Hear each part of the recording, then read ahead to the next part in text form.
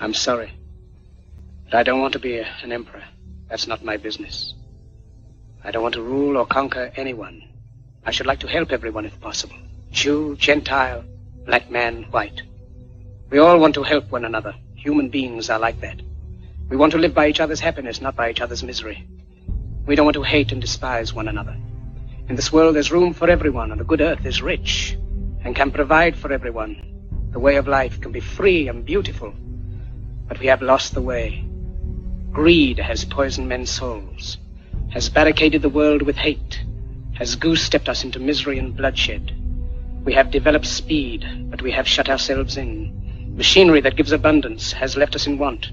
Our knowledge has made us cynical, our cleverness hard and unkind. We think too much and feel too little. More than machinery, we need humanity. More than cleverness, we need kindness and gentleness. Without these qualities, life will be violent, and all will be lost.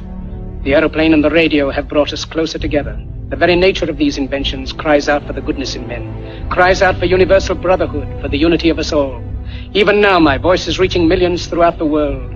Millions of despairing men, women, and children, victims of a system that makes men torture and imprison innocent people. To those who can hear me, I say, do not despair. The misery that is now upon us is but the passing of greed, the bitterness of men who fear the way of human progress. The hate of men will pass, and dictators die, and the power they took from the people will return to the people. And so long as men die, liberty will never perish. Soldiers, don't give yourselves to brutes. Men who despise you, enslave you, who regiment your lives, tell you what to do, what to think, and what to feel, who drill you, diet you, treat you like cattle, use you as cannon fodder.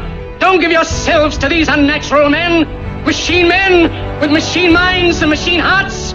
You are not machines, you are not cattle, you are men. You have the love of humanity in your hearts. You don't hate, only the unloved hate, the unloved and the unnatural. Soldiers, don't fight for slavery, fight for liberty. In the 17th chapter of St. Luke it is written, the kingdom of God is within man, not one man nor a group of men, but in all men, in you. You, the people, have the power to create machines, the power to create happiness. You, the people, have the power to make this life free and beautiful, to make this life a wonderful adventure. Then in the name of democracy, let us use that power. Let us all unite.